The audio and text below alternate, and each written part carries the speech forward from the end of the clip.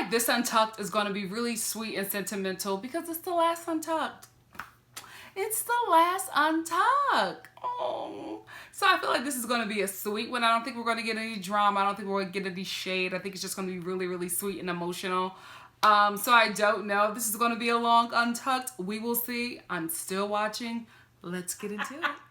Let me tell you something. Aquaria has Kameron's lip sync moves down because she was just like, I'm not doing any splits. The judges aren't getting any splits, any kicks, nothing from me. And Aquaria was just like, oh, you're just gonna do your regular arm moves. And somebody was like, you're blocking rocks or something. And then Asia was just like, oh no, she's going to get down and do the dead cockroach. And Aquaria started doing her legs. I mean, they have her moves down packed. And I think they have them down packed so much just because she does them every time she lip syncs. It's the same performance. I love you, girl, but it is the same performance. That's why I don't appreciate her being called the lip sync assassin. You are not. You never give anything different. Monet X Change to me was a lip sync assassin. She gave something different every time, from the hairspray to that time when she was going to do a dip.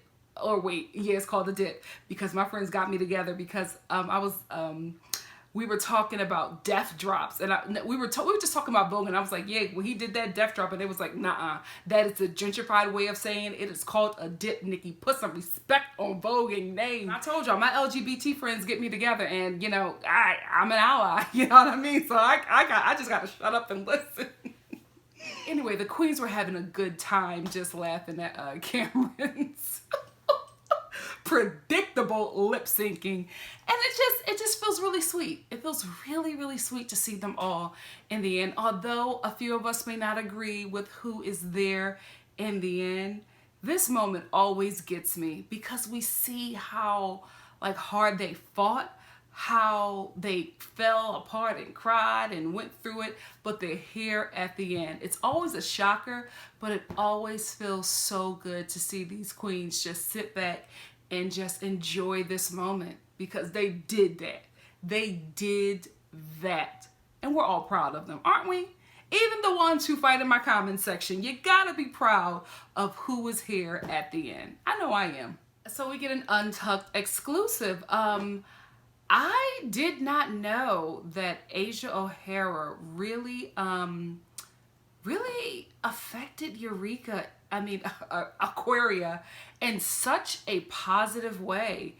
Because she has mentioned it a few times during the show, and I always felt like she was just saying that to like save face or maybe not look as nasty and catty as she was coming off. But Asia O'Hara really inspires her in a lot of ways. She looks up to her a lot, and she even mentioned her on the stage, and Rue was just like, who are you closest to? And she said, I'm closer to Asia because she really has she just made me a better person. And Asia was just like, I'm so thankful that like she was just hearing that really made, you know, this competition for me. And I believe that, but then she was giving me pageant queen because I felt like when she was saying all this stuff about, I feel like because I have a connection with Aquaria, I've won this, I've won the competition. I feel like I am America's Next Drag Superstar just because of that connection that I made with Aquaria. $100,000 is great, but this right here, me and Aquaria, I won. Sis, stop playing them games. You want that $100,000. I just feel like she is always in a pageant. You know, even when she's back there chilling, she is on her pageant queen realness. And you know what? I gotta give it to her because Mother consistently played the game. She fell off one time when she got caught up with making everybody else's garments. After that, she got her head back in the game. And every moment, Asia O'Hara was working. Just like Eureka. Don't hate the player, hate the game. Because this right here was another moment. Mother's still working. Fashion moment, Aquaria's gloves. Oh my gosh, gagging. They are gorgeous. And Asia O'Hara's eyebrows. If I had the skill, I will do it. I'm going to try it. I'm not going to try it on camera because I got to sit with it to see if it works. But those eyebrows with the glitter right here, gorgeous.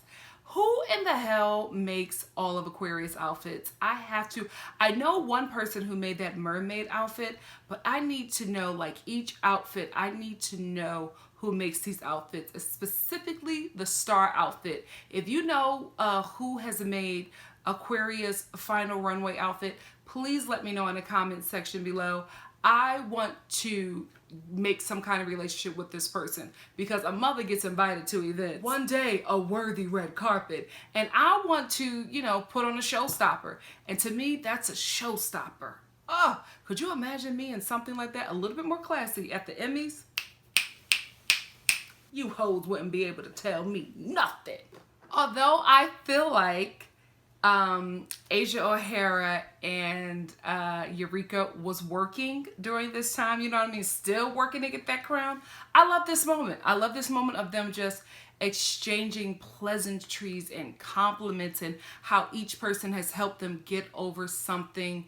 I just loved it because I really feel like you need that. You got to give people their roses when they can smell them. And I love that they were just encouraging each other and saying, you may not know this, but you did this for me and you're the reason why I'm still here. I love that. I enjoyed it, but Eureka and Asia still working. Work. So I'm glad that Kameron got that call from her mom. And I love that she was just like, you know, your number 2 fan, if he was here, he would say, there's no such thing as can't. And everybody was just like, you just said that. So that obviously is something that really sticks with Kameron. And I love it, guys. I don't know about you, but I really love it when these performers have very supportive parents because it's uncommon. And I love especially when their dads are like very supportive because there's always a narrative that, you know, if you are a drag queen, your relationships is strained, more so strained with your father, you know, or the father figure in your life. So Kameron is really blessed in a lot of ways. I don't know what happened to make her so closed off and very protective. I don't know what it is because it seems like she had a really good upbringing and a really strong family unit. So I don't know what it is, but I am really happy that, like Eureka, Kameron has a very supportive family. And it seems like a lot of the queens had a really supportive parents. I don't know about Asia, but I think the majority of the queens on this show, except for Dusty too, but the majority of them had parents, especially their moms, who were extremely supportive. And that's not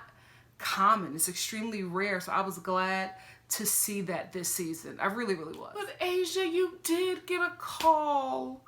Asia actually was, you know, overcome with emotion because that happens. You know what I mean? Like, you know, my father has not been in my life for a large part of it. He wanted to, but he's not well.